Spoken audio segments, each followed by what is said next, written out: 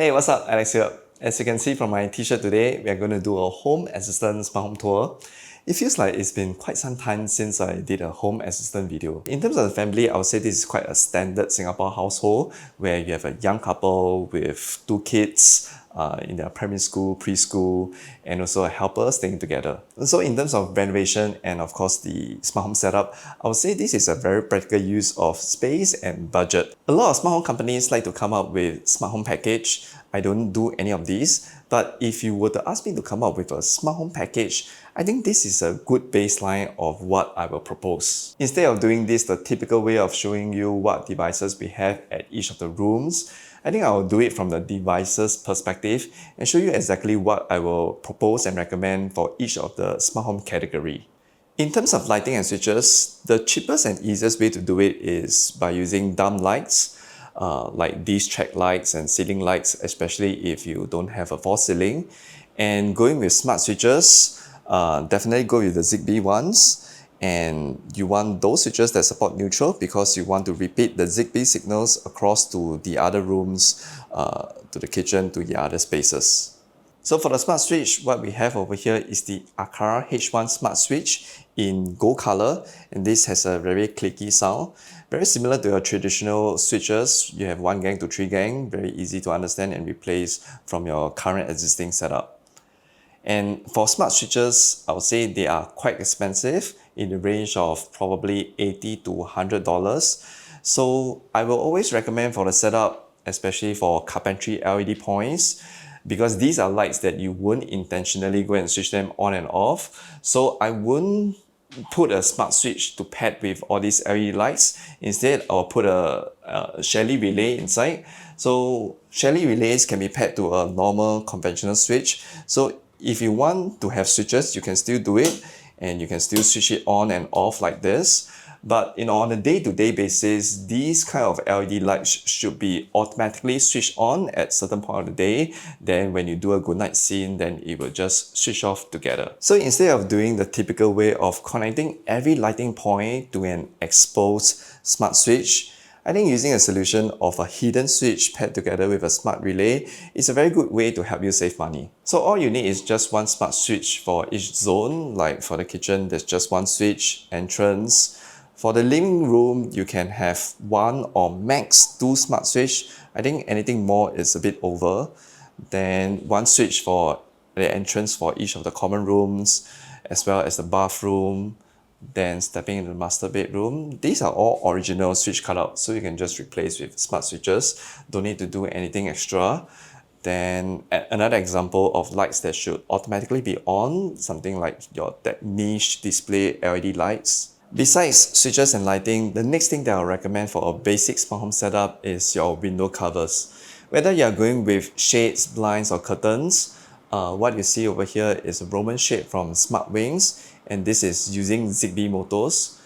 For home assistant setup, definitely you will want to go with Zigbee motors and be able to connect directly to your HA Zigbee network to form one single network.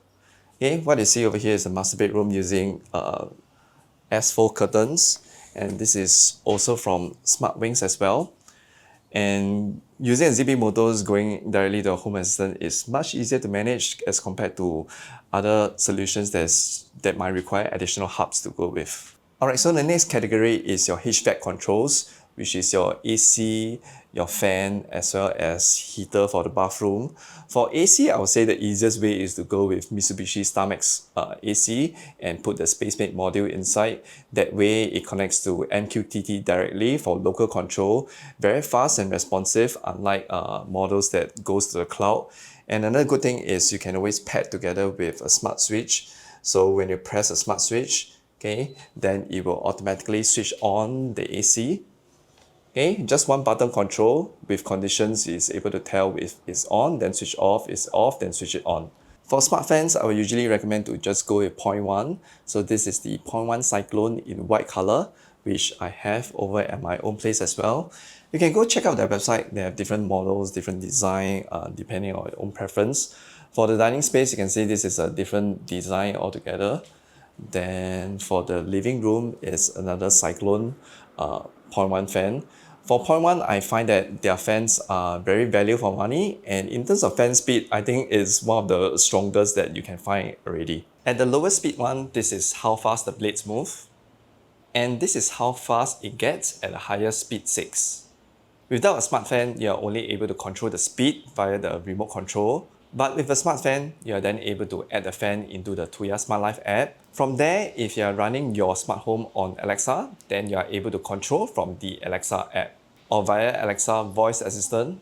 If you decide to use Home Assistant, I like to recommend point one is because it works well on both local Tuya and also Tuya local depending on your preference. Adding the fan on Home Assistant dashboard allows you to customize the controls you like to appear, such as fan speed, fan direction, and of course, to toggle on or off. Point one is known for having very strong wind strength for their ceiling fans. They have a showroom at Ang Mo Kio if you like to go check it out. Thanks to Point one for sponsoring this segment of the video.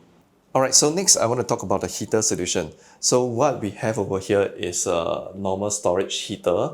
Okay, and this is connected to a normal Aqara H1 smart switch. Again, you can see this is in gold color, and Aqara doesn't have a heater switch that's in gold color, only white color.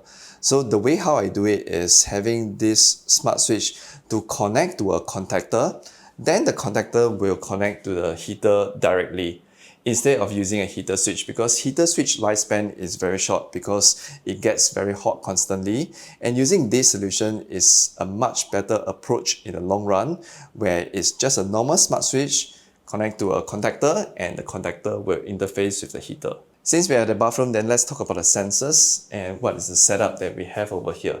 Okay, we go with a 2-sensor approach. One motion sensor, this is from Third Reality, and a presence sensor, this is from Tuya. These sensors are very cheap only, so I think using 2 sensors is not going to cost you a lot of money. And the reason why we want to use a 2-sensor approach is because presence sensor is very prone to a lot of interference, and I will usually suggest to use motion sensor to automate switching on the lights and presence sensors for switching off the lights. This Tuya sensor also has humidity and temperature sensor built in. So if you have a bathroom fan, then you can totally rely on those sensors to control the fan inside the bathroom. Same for the master bathroom. So when I step in, okay, light switch on already. Okay, then we have a 2-sensor approach, very similar setup to just now. One motion sensor for switching on and presence sensor for switching off. The next category will be your smart display or smart panels. Okay, over at the bedside, we have one Echo Show 11. So this Echo Show 11 also acts as your voice assistant, and of course with a screen over there, you are able to always use voice command to look at cameras, and also it is a speaker. The speaker is actually quite decent and it's able to just play music for the bedroom when you're about to go to sleep. Over at the entrance to the master bathroom, we have the Shelly display, and this Shelly display basically just show the entire Home Assistant dashboard. And of course, you can always customize a HVAC dashboard depending on your preference. Okay, and if you are aware, recently Home Assistant has improved a lot on their dashboard features. Okay, so this also comes with an inbuilt relay to help control the bathroom fan over in the master bathroom, and the other switches will all be connected to relays hidden inside the box up area. Then over at the living room, we have another Echo Show. Okay. Usually I always like to suggest putting Echo Show over at the kitchen or dry pantry area. This sits on the official Amazon Echo Show 15 stand, okay, where you can rotate the screen very nicely and very sturdy. And I think this is always a very good home organization where you are able to see your display, your photo frame, and be able to see all your calendars, smart home controls, everything, and somewhere centralized at the house where you can also use this for your voice assistant voice control. And apart from this actually is also a camera itself. Of course, you can switch off the camera if you want, and you can always have another camera view of what you want to see over at the living room area or kitchen area. I think it's very appropriate to have an Echo Show 15 over here at the pantry and dining area, because this also acts as a Fire TV. So you can always use the Fire TV here to watch something quick and easy instead of going to the living room area, sitting at the sofa. Okay, over here you can always watch something over at the dining, and in the morning where you are at the pantry for some quick coffee, and you can always use this screen very well. Okay, I think that's pretty much all the smart home devices that I want to cover. So the rest will be cameras and network, which you should consider with or without a smart home. For cameras, we are going with the Rolling E1 wired camera. This is Wi-Fi based, not PoE, because there is no false link, so might as well do a power socket, connect to a wired display. Then we have another camera over at the living room, at this corner, to look at the entire living room as well as the entrance. Alright, then for networking, let's check out a DB. So I think the easiest and cheapest, most value for money way is to go with the Ruijie wall AP setup. And this is, I've already shown in a few of the videos already. So your data points, all your different AP connects to all the ports. I think this is good if you are not trying to maximize a 10 Gbps ISP connection. And there is always a spare port when you connect to 3 wall AP. And the last data port I will always recommend is to go with a video doorbell. And I always recommend the rolling PoE doorbell many times in my videos already.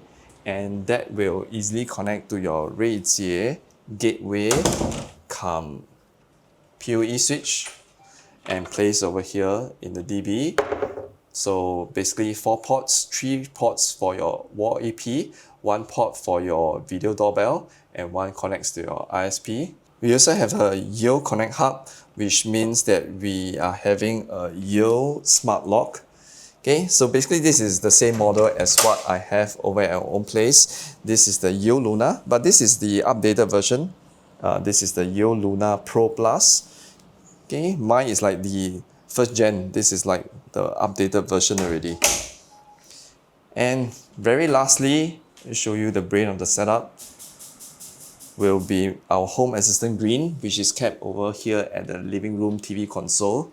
And because we have our Ruijie wall AP that comes with output ports, we are still able to do a wire connection to our home assistant, and this is paired together with a SM Lite Zigbee USB adapter. And beside, we have our Synology NAS. Synology NAS comes with 2 free camera licenses, so a couple of the rolling cameras can be used as an NVR storage with the NAS. And of course, NAS is basically your data storage requirements. If you have kids and if you have a lot of photos and videos to back up, I think having a local NAS storage is definitely very helpful. Alright, I think that's pretty much all the devices that I want to cover.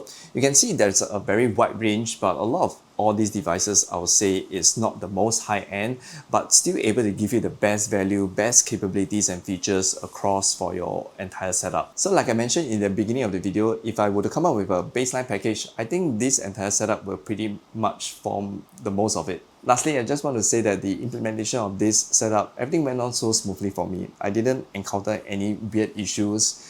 And for the wiring works, electrician knows how to do the wiring for the relays. You have no idea how much time I spend to check on electrical works for a lot of my other client projects. So I would say that for now, I will kind of prioritize projects that are able to use the electrician that I partner with to save me a lot of time checking on electrical works during the renovation stage. Alright, thanks for watching, and as usual, I will tag all the products mentioned into the video. You can use those links to support the channel. Bye, and I'll see you in the next one.